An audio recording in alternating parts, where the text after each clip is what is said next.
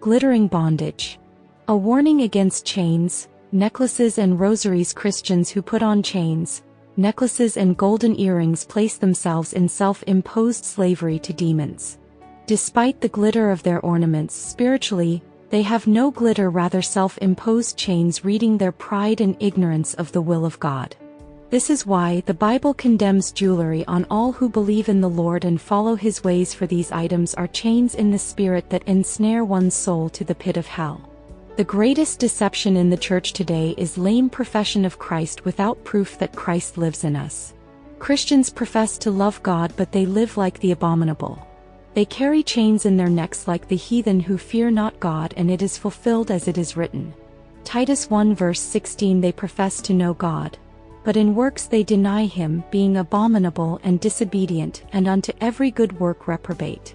According to Paul, not everyone that professes to have the knowledge of God belongs to God, but those who purify themselves from every abominable and filthy lifestyle of the unbelieving. When men with chains, women with belly button piercings, earrings, crept into the church lost its sensitivity about sin. They got their doctrines of extreme grace, saying that we have no law. You can live as a harlot and still be a child of God. O my beloved, God is not mocked. Whether men live in their own delusions, in the end, God will bring judgment upon them. Surely as the Lord God lives, He will have the last word over sinners. The Bible teaches us that even before the Lord gave the law to Moses, men like Abraham, Isaac, Jacob, and Joseph disowned the will of God and conducted themselves in the fear of God. In the book of Genesis 35, we learn that nose rings, necklaces, earrings were not accessories but rather allegiances to gods. When Rachel left the house of his father, she traveled with these earrings and necklaces as fetishes and gods. God would never proceed anywhere with Jacob, especially at Bethel, the place of encounter, without casting out these abominations. The Bible says, Genesis 35 verse 1, And God said unto Jacob, Arise, go up to Bethel, and dwell there, and make there an altar unto God, that appeared unto thee when thou fleddest from the face of Esau thy brother. Genesis 35 verse 2, Then Jacob said unto his household and to all that were with him, Put away the strange gods that are among you, and be clean, and change your garments. Genesis 35 verse 3, And let us arise and go up to Bethel, and I will make there an altar unto God, who answered me in the day of my distress, and was with me in the way which I went. Genesis 35 verse 4, And they gave unto Jacob all the strange gods which were in their hand, and all their earrings which were in their ears. And Jacob hid them under the oak which was by Shechem.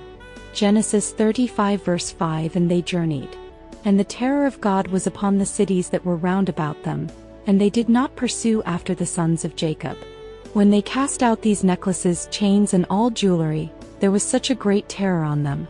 They had undressed themselves of all false glitter from this jewelry, and God placed onto them His great terror.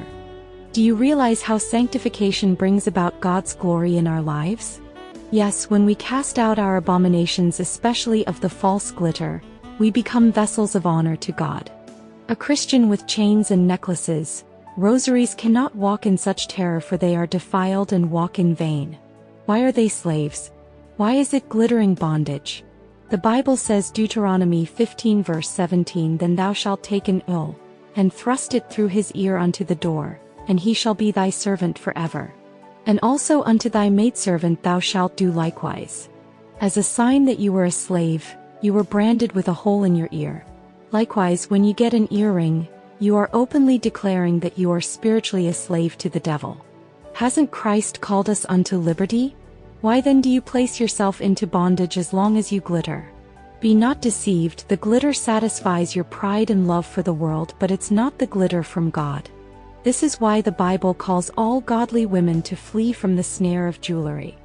For it is written, 1 Peter 3 verse 3, Whose adorning let it not be that outward adorning of plaiting the hair, and of wearing of gold, or of putting on of apparel. 1 Peter 3 verse 4, But let it be the hidden man of the heart, in that which is not corruptible, even the ornament of a meek and quiet spirit, which is in the sight of God of great price. The true glitter is not by outward jewelry, and never is from jewelry, rather a fruit of meekness and quietness that comes from a repentant heart that loves God and fears Him. On the contrary, one cannot have a meek spirit with fruits of pride. By the pride of necklaces, jewelry, earrings and so on, hereby we understand them that have not the Spirit of God. Jesus said, Matthew 7 verse 18, a good tree cannot bring forth evil fruit, neither can a corrupt tree bring forth good fruit. Matthew 7 verse 19, every tree that bringeth not forth good fruit is hewn down, and cast into the fire. Matthew 7 verse 20, wherefore by their fruits ye shall know them. When a pastor comes to you with glittering watches, chains, earrings and says, Jesus sees my heart, he deceives himself and his listeners, for his fruit is evident. How can a mango tree produce grapes? Likewise, a believer who fears God and has touched the Lord will keep his temple pure from all jewelry and articles of pride.